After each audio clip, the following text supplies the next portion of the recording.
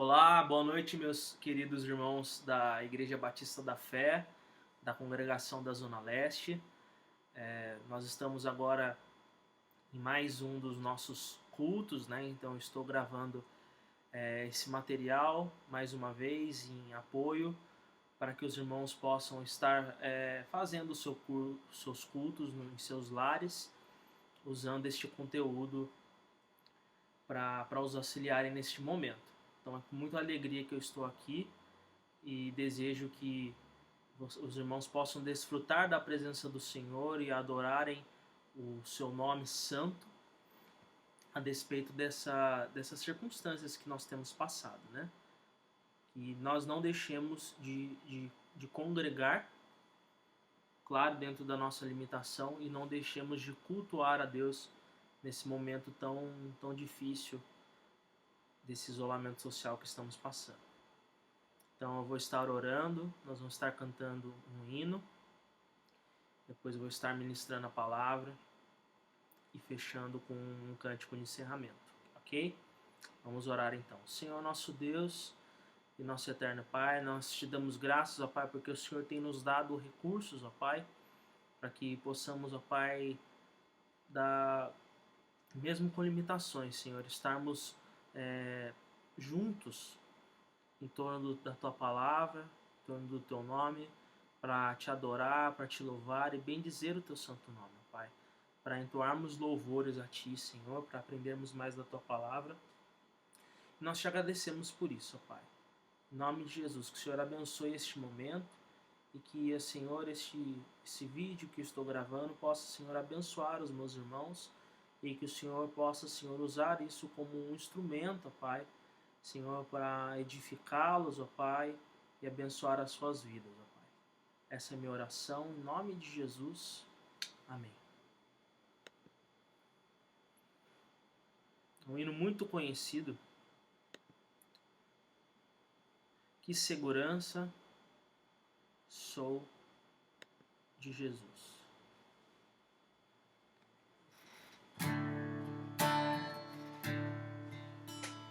Que segurança sou de Jesus, eu já desfruto as bênçãos da luz. Sou por Jesus, herdeiro de Deus, Ele me leva à glória dos céus. Canta minha alma, canta ao Senhor, rende-lhe sempre ardente louvor. Canta minha alma, canta ao Senhor, rende-lhe sempre ardente louvor. Ao seu amor eu me submeti e extasiado então me senti. Anjos cantando nos altos céus, louvam excelsa graça de Deus. Canta minha alma, canta ao Senhor, rende-lhe sempre ardente louvor. Canta minha alma, canta ao Senhor, rende-lhe sempre ardente louvor. Sempre vivendo em seu grande amor, me regozijo em meu Salvador. Esperançoso vivo na luz, pela bondade do meu Jesus. Canta minha alma, canta ao Senhor, rende-lhe sempre ardente louvor. Canta minha alma, canta ao Senhor, rende-lhe sempre ardente louvor. Canta minha alma, canta ao Senhor, rende-lhe sempre ardente louvor. Canta minha alma, canta ao Senhor, rende-lhe sempre ardente louvor. Amém.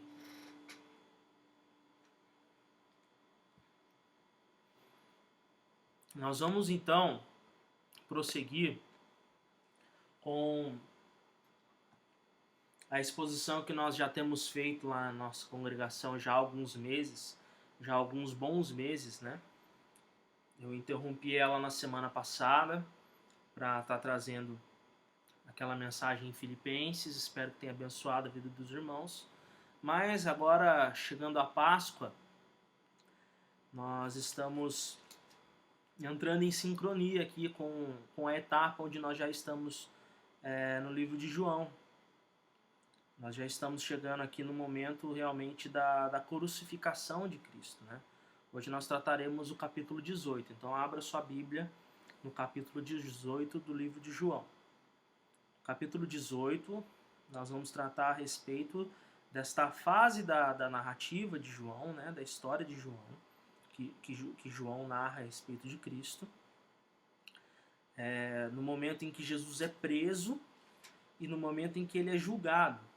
Então ele sofre essa prisão, depois ele é interrogado e julgado pelas autoridades religiosas de sua época, do seu povo inclusive, né, os judeus, e depois é narrado o momento onde Cristo é julgado pelas autoridades políticas da época mesmo, né? Pelo Império Romano.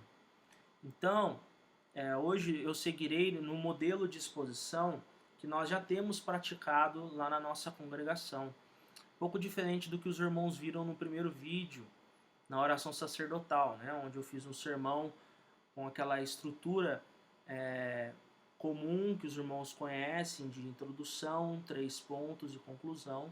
Na verdade eu fiz 6 pontos naquela pregação, foi um pouco longo mesmo, mas hoje nós vamos fazer no modelo que nós temos feito, que eu e o Marcelo temos praticado, que é uma leitura explicada e aplicada, onde nós vamos ler a narrativa proposta para o dia de hoje, explicá-la na medida do possível, os pontos mais importantes dela, e estarmos fazendo aplicações para a vida dos irmãos, né? Então é dessa maneira que nós vamos fazer hoje. Então, lembrando o contexto em que estamos aqui, espero que a sua Bíblia já esteja aberta no livro de João.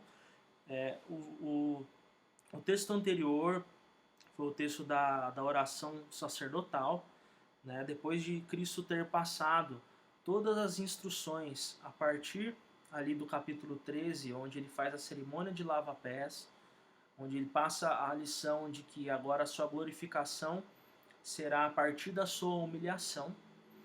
Então ele ensina a eles que o primeiro no reino dos céus é aquele que serve a todos. E depois ele passa todos os ensinamentos a respeito do novo mandamento, né, do amor. Na verdade ele sintetiza toda a lei no amor, ali no capítulo 13. Conforta eles a respeito da sua segunda vinda, de que ele precisará de fato ir para preparar morada, né? Porventura ele voltará para restaurar todas as coisas, mas enquanto ele não volta, ele deixará com os discípulos e também conosco o Espírito Santo. O ministério do Espírito Santo entrará em evidência, inaugurando então a nova aliança, que é uma promessa de plenitude do Espírito, da lei escrita dentro do nosso coração, a habitação do Espírito dentro de nós, e a importância de estarmos então em Cristo. Ele fala isso no capítulo 15, sobre a videira e os ramos, de estarmos em Cristo para darmos bons frutos, e que estamos em Cristo então por meio do Espírito. depois das palavras de despedida, depois de ter passado todos esses ensinamentos a respeito da humildade, a respeito do amor, a respeito do Espírito Santo e da missão do Espírito Santo, ele faz aquela oração sacerdotal, preparando então a igreja para aquilo que haveria de vir, né? Para todos os sofrimentos que haveriam de vir. Jesus Cristo ora então pedindo a proteção por aqueles que são seus, faz então essa oração para que não que nos tire do mundo, mas que nos livre do mal, para que a gente possa permanecer nele e permanecer sendo uma igreja viva, permanecermos santificados. E aí, como a palavra de Deus ela é importante nesse processo de santificação em nossas vidas. Então, essa oração nos mantém seguros na nossa caminhada com Cristo.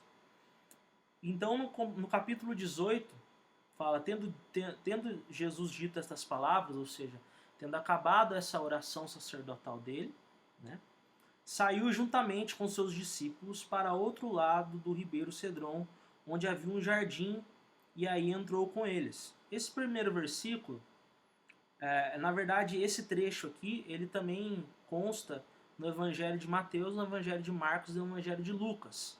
Aqui é onde o Evangelho de João começa a ser um pouco mais parecido com os outros evangelhos. Aqui, João começa a fazer uma abordagem não deixando de ser teológico como ele estava sendo antes, mas ele começa agora a trabalhar também a narrativa da paixão de Cristo, que nós chamamos, né? Do momento onde Cristo é preso em diante até a sua crucificação e a sua ressurreição. Então, embora João não fale aqui, nós temos a informação pelas outras narrativas de Mateus, Marcos e Lucas, que aqui se trata de Jesus no jardim do Getsemane, naquele episódio muito conhecido, onde ele vai com os discípulos para aquele jardim para orar e pede para que eles fiquem então ali de guarda, né, que eles fiquem ali à espreita, observando os perigos que possam vir, enquanto Jesus ora e faz aquela oração ao ponto de sangrar mesmo na presença do Senhor, devido ao tamanho peso da ira de Deus que ele estava por receber, né? Mas João escolhe não tratar esse assunto aqui. Então, nós estaremos vendo aqui do versículo de 1 a 11 detalhes que são diferentes dos detalhes de Mateus, de Marcos e de Lucas. E eu já expliquei isso para os irmãos, principalmente aqueles que já têm acompanhado essa exposição do livro de João, de que as narrativas bíblicas elas são escritas com propósitos distintos, né? O propósito do livro de João não é nos dar uma narrativa com todos os detalhes da vida de Cristo, com todos os detalhes de cada evento. Se o irmão deseja ler uma narrativa que seja mais detalhista, a narrativa o livro mais indicado seria o livro de Lucas. Livro de Lucas, seguido do livro de Atos, né? Onde você vai ali ter realmente um relato que a gente chama um relato pormenorizado da história de Cristo. Claro que na medida do possível, não teria como colocar tudo, né? O horário que Cristo acorda, o horário que Cristo levanta, o horário que Cristo come, mas tem ali uma narrativa com um propósito mais histórico, né? Embora tenha um propósito teológico também. Mas João ele é mais teológico do que os outros. João foi escrito depois de Mateus, Marcos e Lucas. João foi escrito num momento que a igreja precisava de ter uma visão da glória de Cristo maior. Uma visão de que Cristo era o Messias, de que Cristo era de fato aquele que morreu pelos nossos pecados. Um conteúdo historicamente suficiente a igreja já tinha até o momento em que João não tinha escrito o seu evangelho. Porém, ele resolve escolher esse evangelho no momento onde muitas igrejas já estavam com a sua espiritualidade em baixa, necessitando ter receber uma revelação maior a respeito da grandeza da glória de Cristo, sobre ser ele Deus e ser o Filho de Deus, né? Eu partilho da mesma linha de pensamento do nosso querido pastor Flávio, que acredita que o Evangelho de João foi escrito bem durante a redação do livro de Apocalipse, né, entre as cartas da igreja e depois as 7 igrejas depois da revelação. Então ali, com a carta das 7 igrejas, você consegue ver o estado em que estavam as igrejas. Então João recebe então uma visão gloriosa a respeito de Cristo e a vitória de Cristo sobre a história, né? Historicamente falando, o livro de Apocalipse pode se resumir disso, né? A vitória do Cordeiro de Deus sobre a história. Então ele resolve, inspirado pelo Espírito Santo, claro, escrever esse evangelho com uma tratativa mais gloriosa, com uma tratativa mais cristológica, com uma tratativa com um propósito mais teológico de realmente revelar a glória de Cristo na encarnação de Cristo. Então, o propósito de João, descrito no seu último capítulo, foi escrever esse evangelho a fim de que nós venhamos a crer em Cristo e ter vida em seu nome. E a mensagem que ele traça do início até o fim, perceba que ele já começa falando da divindade de Cristo no capítulo 1, e ele trabalha já isso de primeira, né? Onde ele deixa bem claro que a encarnação do Filho é a revelação da glória de Cristo, e de que essa encarnação, a sua vida justa e a sua crucificação é realmente o pagamento pelos nossos pecados. E que esse Deus glorioso que se encarna é aquele que morre pelos nossos pecados e que, crendo nele, nós podemos ter vida em seu nome. Então o livro de João foi escrito nesse sentido, de nos fortalecer a fé, de levar-nos à fé, de nos manter crendo nele e tendo uma visão gloriosa a respeito de Cristo, crendo que ele é Deus glorioso. As narrativas dos deuses da época, quando escolhiam escrever sobre os deuses da época, eles sempre apresentavam esses deuses no final morrendo e se tornando mais poderosos, né?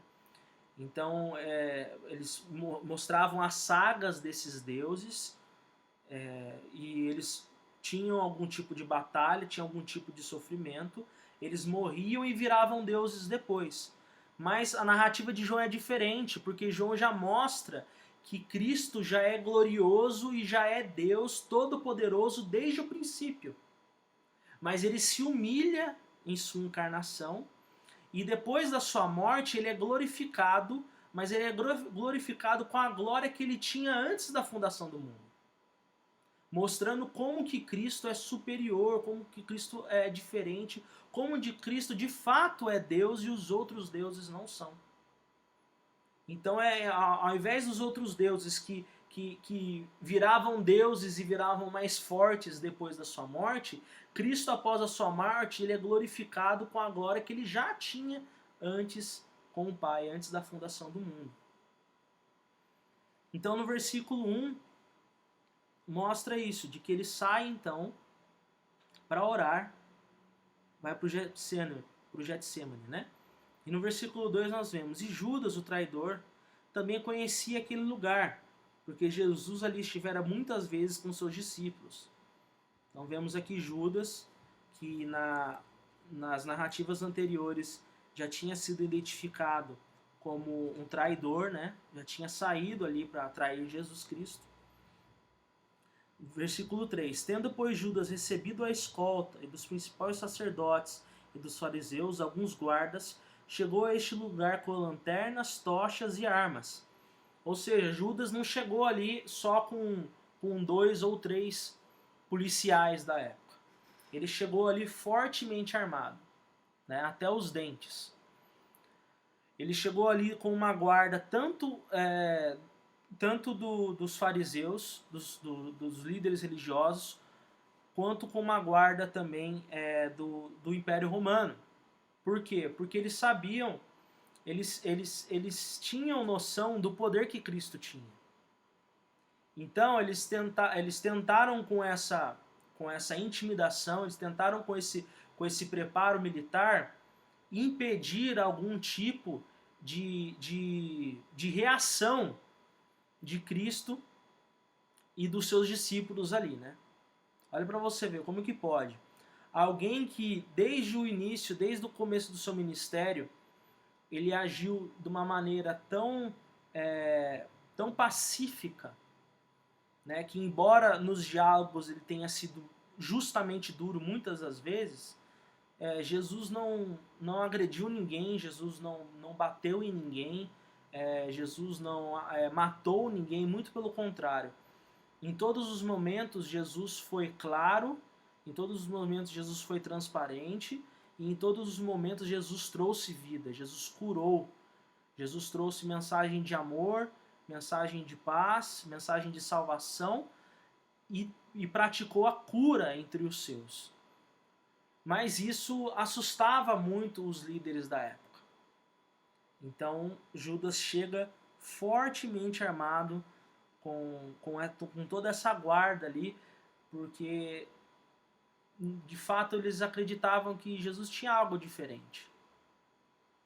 No versículo 4 nós vemos então: sabendo, pois, Jesus todas as coisas que sobre ele haviam de vir, adiantou-se e perguntou-lhes: a quem buscais? Respondeu-lhe: a Jesus, o Nazareno. Então Jesus lhe disse: sou eu. Ora, Judas, o traidor, estava com eles. Quando, pois, Jesus lhe disse: sou eu, recuaram e caíram por terra. Então aqui você vê uma manifestação da presença e do poder de Deus. Quando Jesus fala sou eu, usando a mesma expressão, né, lá quando Deus fala com Moisés, eu sou, né? No grego é ego eimi, eu sou eu. Acontece então essa manifestação do poder de Deus, e os guardas então que estavam em pé são recuados e caem prostrados no chão. Mas você percebe que mesmo eles tendo caído no chão, eles prosseguiram com aquilo que eles tinham que fazer. A dureza no coração das pessoas eram tão grandes naquele momento que Jesus já tinha feito todos os milagres possíveis, Jesus já tinha andado sobre as águas, já tinha ressuscitado o morto, já tinha curado enfermos, já tinha feito o cego ver, já tinha feito o que for, mas eles continuavam com o coração endurecido e continuavam desejando matar Jesus. Versículo 7. Jesus de novo lhes perguntou: a quem buscais? Responderam: a Jesus, o Nazareno. Então Jesus lhe disse: já vos declarei que sou eu. Se é a mim, pois, que buscai, deixai ir estes, para se cumprir a palavra que dissera: não perdi nenhum dos que me deste. Perceba que mesmo nesse momento de tensão, perceba que mesmo nesse momento onde a vida do Senhor realmente estava em risco, né? Olhando de uma perspectiva humana, é claro, porque Deus tem todo o poder a todo tempo, e Jesus é Deus, Jesus pastoreia os seus discípulos. E ele pastoreia aqui no sentido de dar a proteção necessária a eles. Jesus aqui pratica aquilo que ele orou no capítulo 17, a respeito de guardar aqueles que são seus. Então ele fala, no versículo 9, né? Para se cumprir a palavra que disseram, não perdi nenhum dos que me deste. Ou seja, não envolva estes aqui que estão comigo. Se sou eu que vocês estão buscando, sou eu quem vocês vão levar. Porque Jesus tinha a noção da responsabilidade de que a missão dele era morrer pelos seus. A missão dele era se entregar pelos seus. Jesus tinha a perfeita consciência de que ele não deveria preservar a sua vida para que a nossa vida fosse preservada. Jesus tinha a plena consciência de que a sua morte nos traria vida. Então Jesus aqui pede para que os seus sejam poupados, para que ele venha a morrer pelos seus. Então, mesmo nesse momento de tensão, Jesus continuou a ser um bom pastor. Jesus continuou a ser um pastor cuidadoso com suas ovelhas. Aí no versículo 10 nós vemos a reação de Pedro, né? Então Simão Pedro puxou da espada que trazia e feriu o servo do sumo sacerdote, cortando-lhe a orelha direita. E o nome do servo era Malco. Então aqui Pedro, que ainda não tinha compreendido o que estava acontecendo, né? Ainda não tinha aceitado realmente a missão de Jesus. Pedro ainda nos seus instintos políticos de ver a restauração de Israel, a restauração política de Israel acontecer por meio do Messias, o que na cabeça dele não cabe a morte desse Messias, né? Muito pelo contrário, na cabeça de Pedro cabe o que? A morte do Império Romano nas mãos do Messias, e não o contrário. E não a morte do Messias pelas mãos do Império Romano. Então Pedro aqui tenta o que? Proteger o Messias. Pedro aqui tenta impedir que Jesus Cristo cumprisse a sua missão. Pedro aqui age no seu ímpeto, Pedro aqui age na sua ansiedade de ver o que ele quer acontecer. De ver os seus anseios acontecendo. Mas Jesus disse a Pedro, versículo 11: mete a espada na bainha. Não beberei porventura o cálice que o Pai me deu? Mete a espada na bainha, não beberei porventura o cálice que o Pai me deu? Nós temos no relato dos outros evangelhos que Jesus cura aqui a orelha desse soldado, né? A orelha do servo do sacerdote, na verdade, né? De que embora Pedro tenha realizado essa reação de cortar a orelha, Jesus vai lá e toca e cura imediatamente. Faz um milagre ali na frente deles. Mas João escolhe não trazer esse detalhe, porque não era esse o propósito de João. Por quê? Qual que era o propósito dessa narrativa? Está no versículo 11. Não beberei porventura o cálice que o Pai me deu? Ou seja, isso que está acontecendo, Pedro, isso que está acontecendo, discípulos, é para acontecer. Porque eu tenho que beber esse cálice. Eu tenho que beber esse cálice. O que é esse cálice? É a ira de Deus. É a própria ira de Deus em favor de vocês. Então, não levante uma sedição aqui. Não faça um levante político. Não reaja desta maneira. Porque está tudo acontecendo dentro dos conformes.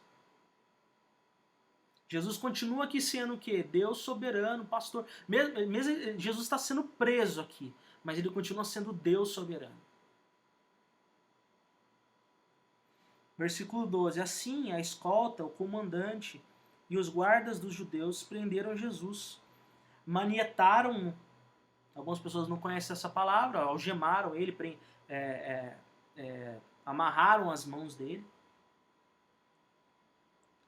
E o conduziram primeiramente a Anás, pois era sogro de Caifás, sumo sacerdote daquele ano. Ora, Caifás era quem havia declarado aos judeus ser conveniente morrer um homem pelo povo. Em alguns capítulos anteriores nós vimos Caifás falando, né, profetizando, sem ter a noção de que estava profetizando, de que era necessário. Na verdade ele estava sendo irônico, né, mas ele estava ali profetizando que era necessário, era conveniente que um homem viesse a morrer pelo povo. E aquilo estava se cumprindo aqui então, né? Perceba que está tudo sobre o controle. Então, primeiro acontece a prisão e agora no versículo 12 começa então o julgamento religioso de Cristo. Aí nós temos uma interrupção nesse julgamento. a gente tem que entender como a narrativa se move aqui. Nós temos a primeira cena de Jesus sendo preso no Getsemane, no jardim, e acontece toda aquela cena e João nos dá a certeza de que está tudo sob controle, de que Jesus estava de fato cumprindo a sua missão de beber o cálice da ira de Deus. Começa então a mostrar o julgamento religioso, mas muda-se agora a cena para mostrar a negação de Pedro. Simão Pedro e outro discípulo seguiam a Jesus. Então, enquanto Jesus estava sendo ali levado para ser julgado, Pedro e João, que eram os mais próximos de Cristo, foram juntos, seguiam ele. Sendo este discípulo conhecido do sumo sacerdote, entrou para o pátio deste com Jesus. Parece aqui que esse outro discípulo era João, né? O texto não fala que era João, mas pela forma como foi escrito, e também muitos estudiosos concordam de que esse outro discípulo aqui, que estava seguindo junto com Pedro, era João. Pedro, porém, ficou de fora, junto à porta. Saindo, pois, o outro discípulo, que era conhecido do sumo sacerdote, falou com o encarregado da porta e levou a Pedro para dentro. Então, a criada, encarregada da porta, perguntou a Pedro: Não és tu também um dos discípulos deste homem? Não sou, respondeu ele. Ora, os servos e os guardas estavam ali, tendo acendido um braseiro por causa do frio, e aquentavam-se. Pedro estava no meio deles, aquentando-se também. Então, aquilo que Jesus fala para Pedro, no capítulo 13, versículo 38. No versículo 37 do capítulo 13, replicou-lhe Pedro: Senhor, por que não posso seguir-te agora? Por ti darei a própria vida. Respondeu Jesus: Darás a vida por mim? Em verdade te digo que jamais cantará o galo antes que me negue 3 vezes. Então perceba que todo aquele comprometimento impetuoso pelas palavras de Pedro começa a cair por terra aqui. Porque Jesus conhecia o coração de Pedro. E aqui você vê a primeira negação de Pedro.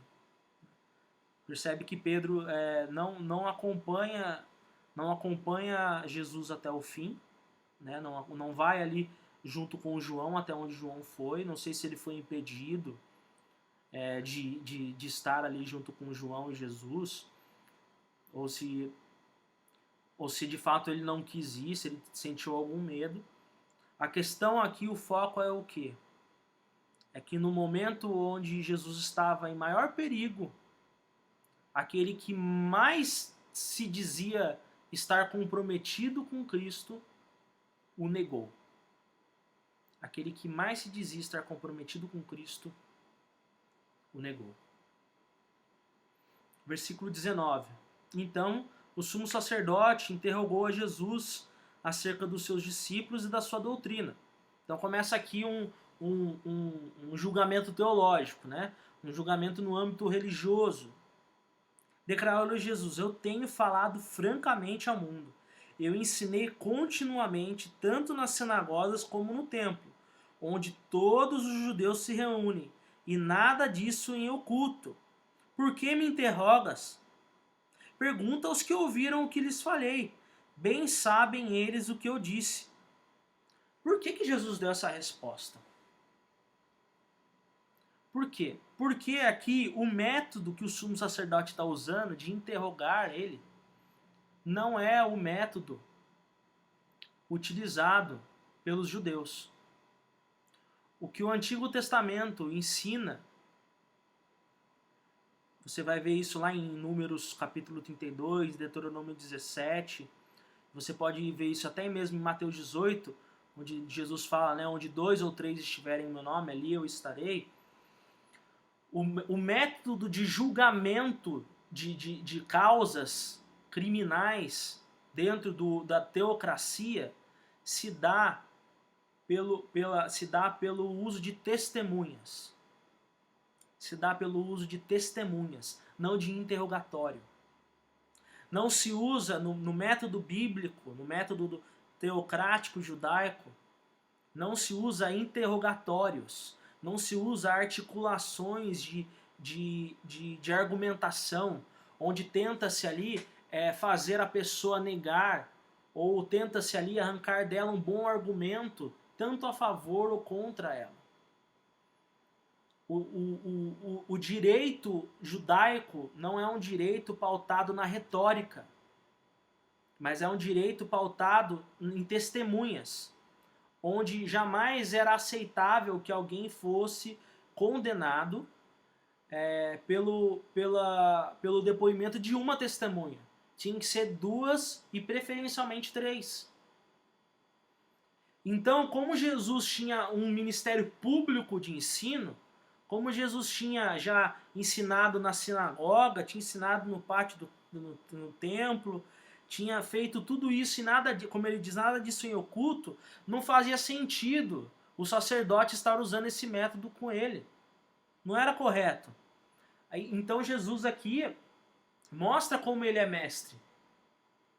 E como o sumo sacerdote não está sendo coerente com a sua fé e com a sua função de julgar a questão ali de acordo com o método que a Bíblia ensina. Então no versículo 22, dizendo ele isso, um dos guardas que ali estavam deu uma bofetada em Jesus, dizendo: é assim que falas ao sumo sacerdote? Ou seja, a resposta de Jesus causou ali um mal-estar tremendo, né? Porque Jesus estava falando a verdade. Então replicou Jesus: se falei mal, dá testemunho do mal, mas se falei bem, por que me feres? Ou seja, se eu estou falando alguma coisa que é mentira, se eu estou falando algo que é errado, dá testemunho disso, Se eu não preguei publicamente, se eu não ensinei publicamente, se tudo que eu fiz não foi em oculto, como eu falei, dá testemunho disso, traga testemunhas disso. Agora, se eu estou certo, por que você me bate? Jesus apela mais uma vez aqui ao método correto que deveria ser usado. Perceba então que acaba o assunto. Acaba, eles não tem argumentação contra Jesus aqui. No versículo 24, então Anás o enviou manietado, né, ou seja, com as mãos amarradas, à presença de Caifás, o sumo sacerdote. Ou seja, no âmbito religioso não vencemos, não conseguimos achar testemunhas contra ele, mas vamos levar ele agora para Caifás. Vamos ver, né? Primeiro eles foram para Anás, depois para Caifás. Aí depois nós temos um outro parêntese aqui, onde Pedro nega mais 2 vezes, né, Jesus. Lá estava Simão Pedro aquentando-se. Perguntaram-lhe, pois, és tu porventura um dos discípulos dele? Ele negou e disse, não sou. Um dos servos do sumo sacerdote, parente daquele a quem Pedro tinha decepado a orelha, perguntou, não te vi eu no jardim com ele? De novo Pedro negou, e no mesmo instante cantou o galo. Ou seja, aquilo que Jesus falou para Pedro, Pedro, você vai estar comigo até o fim, antes que o galo cante, você vai me negar 3 vezes. E é exatamente isso que ocorre. Então, logo após Jesus ser preso, Pedro o nega. E logo após Jesus ser interrogado pelas autoridades religiosas, Pedro também o nega. Depois levaram Jesus da casa de Caifás para o pretório. Era cedo de manhã. Eles não entraram no pretório para não se contaminarem, mas poderem comer a Páscoa. Ou seja, você percebe aqui que esse grupo de pessoas que estavam ali fazendo o transporte de Jesus, né, que estavam ali julgando ele e levando ele para lá e para cá, que eram judeus, que eram sacerdotes, que eram pessoas da religião da época, eram agentes religiosos da época, podemos assim dizer, estavam mantendo sua religiosidade, ela estava em dia. Não vamos para lá porque a gente não pode se contaminar, porque a Páscoa é daqui A Páscoa é daqui 2 dias. Então, vamos se manter limpo, né? Então Pilatos saiu para lhes falar e lhes disse: Que acusação trazeis contra este homem? Responderam: Se este não fosse malfeitor, nós não te entregaríamos. Então você percebe aqui como que o processo já está viciado, né? Como que o processo já está viciado. Já estão chegando falando que ele é culpado. Replicou-lhes, pois, Pilatos: Tomai-o vós outros e julgai-o segundo a vossa lei. Responderam-lhe os judeus: A nós não nos é lícito matar ninguém, para que se cumprisse a palavra de Jesus, significando o modo por que havia de morrer. Jesus tinha falado no capítulo 3 de que ele seria levantado, ele seria morto, né? E no capítulo 12 ele também fala, indicando a sua morte via crucificação, né? Tornou Pilatos a entrar no pretório, chamou Jesus e perguntou-lhe: És tu o rei dos judeus? Respondeu Jesus: Vem de ti mesmo esta pergunta ou te disseram outros a meu respeito? Replicou-lhe Pilatos: Porventura sou judeu? A tua própria gente, os principais sacerdotes, é que te entregaram a mim. Que fizeste? Respondeu Jesus: O meu reino não é deste mundo. Se o meu reino fosse deste mundo, os meus ministros se empenhariam por mim, para que não fosse eu entregue aos judeus. Mas agora o meu reino não é daqui. Jesus não arreda o pé das suas convicções, porque ele é o próprio Deus e ele sabia o que estava acontecendo. Então lhes disse Pilatos: Logo tu és rei? Respondeu Jesus: Tu dizes que sou rei, e para isso nasci, e para isso vim ao mundo, a fim de dar testemunho da verdade. Todo aquele que é verdadeiro ouve a minha voz. Perguntou-lhes Pilatos: Que é a verdade? Pilatos faz essa pergunta, né? Uma pergunta retórica: Que é a verdade? Tendo dito isto, voltou aos judeus e lhe disse: Eu não acho nele crime algum. Hoje, Pilatos estava fazendo pouco caso. Tipo, é só mais um algum louco religioso com intentos messiânicos querendo causar aqui. Mas isso não tem nada a ver com o Império Romano. Isso só é problema para vocês e vocês que resolvam. Mas no versículo 39 ele fala: É costume entre vós que eu vos solte alguém por ocasião da Páscoa. Quereis, pois, que vos solte o rei dos judeus? Então gritaram todos novamente: Não este, mas Barrabás. Ora, Barrabás era salteador. Então aqui eles escolhem que Jesus continue preso e que Barrabás seja solto. Em Lucas capítulo 23 nós vimos que Barrabás, ele não era apenas um salteador, mas ele foi uma pessoa que gerou muito caos no Império Romano por ter feito alguns levantes, né? Por ter cometido algumas sedições políticas ali e causando algumas instabilidades políticas no Império Romano. Porque era isso que eles queriam. Eles queriam um líder que não fosse como Jesus. Um líder que não fosse piedoso como Jesus. Eles queriam alguém da índole deles. Porque o povo deseja líderes que são conforme o seu próprio caráter. E Barrabás era exatamente conforme eles queriam. E o que nós aprendemos aqui? Na prisão de Cristo, pelas mãos de Judas, nós aprendemos que é muito fácil estar muito próximo de Cristo e mesmo assim o trair. Judas foi alguém que esteve com Cristo durante todo o ministério. Era o tesoureiro do ministério de Cristo. Estava com a bolsa em suas mãos. Era aquele que administrava o dinheiro. Foi aquele que ouviu todos os ensinamentos. Foi aquele que viu todos os milagres. Mas foi ele quem traiu Jesus e entregou Jesus às autoridades. Então, mesmo Cristo sendo um bom pastor, mesmo ele mostrando aqui nesse primeiro parágrafo o quanto ele é Deus, Salvador, bom pastor, protetor e soberano, Judas estando tão perto, foi aquele que o traiu. C.S. Lewis fala que a vontade de Deus sempre vai ser feita. Sempre vai ser feita. Deus é soberano. Mas faz toda a diferença se você vai ser Judas ou João na história. Então quem é você?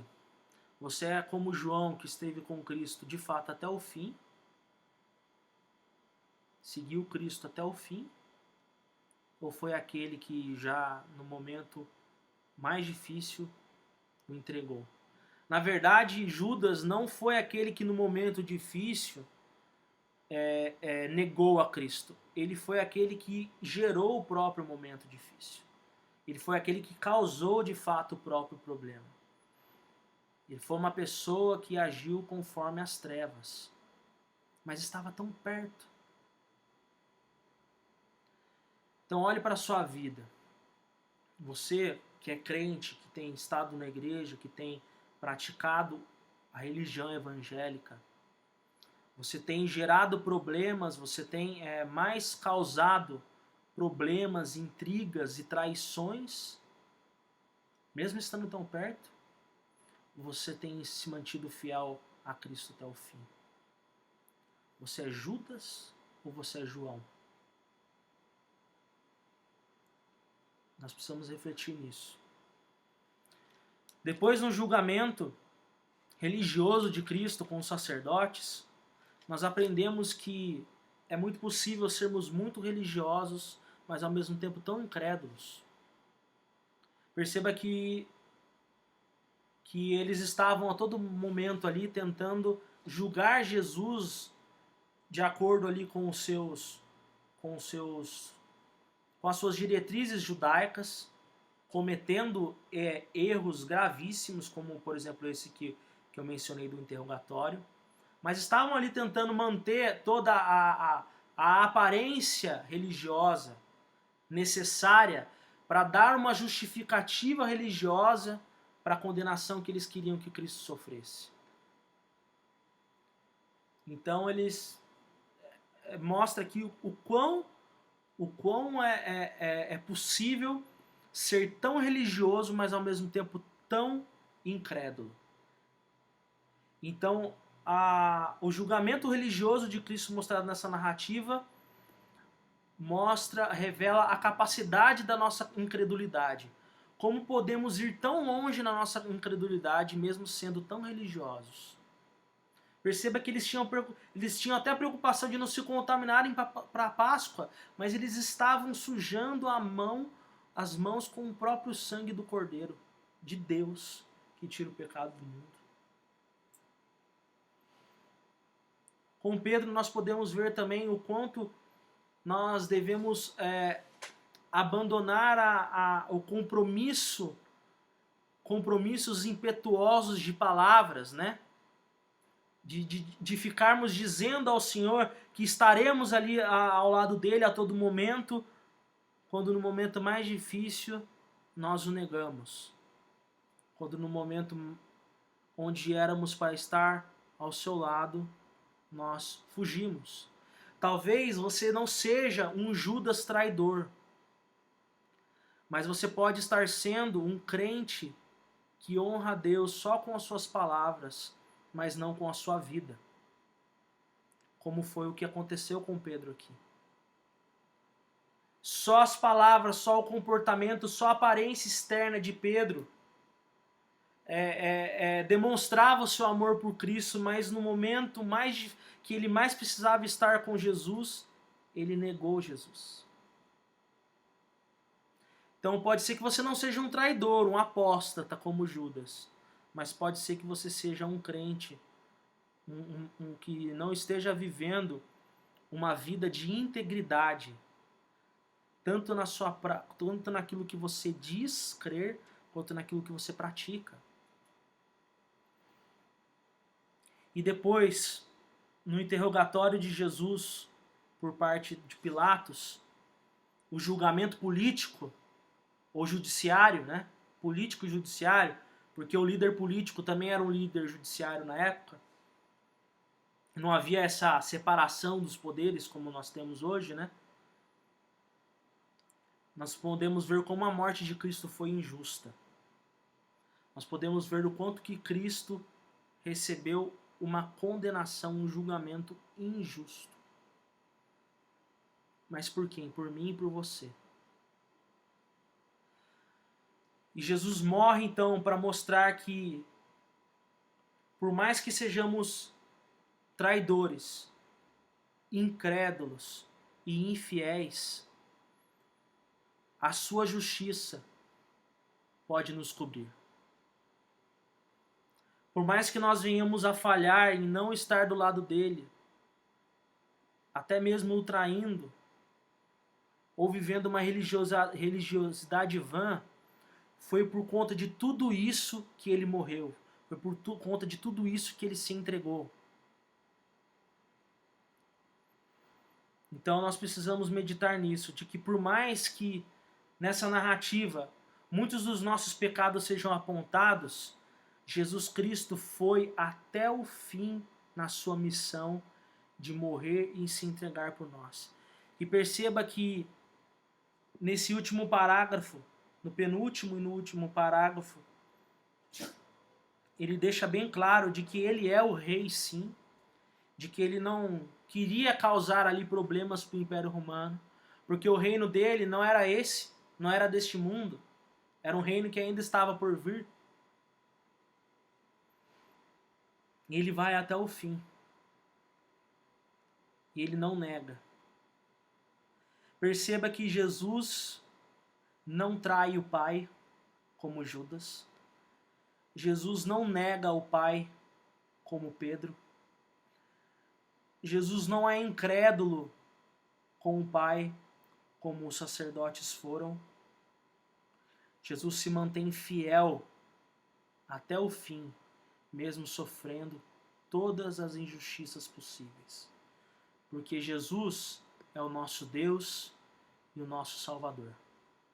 Amém? Que Deus os abençoe. Foi um pouco longo esse vídeo, então eu não vou estar cantando a música no final. E espero que esse conteúdo gravado venha abençoar a vida de vocês.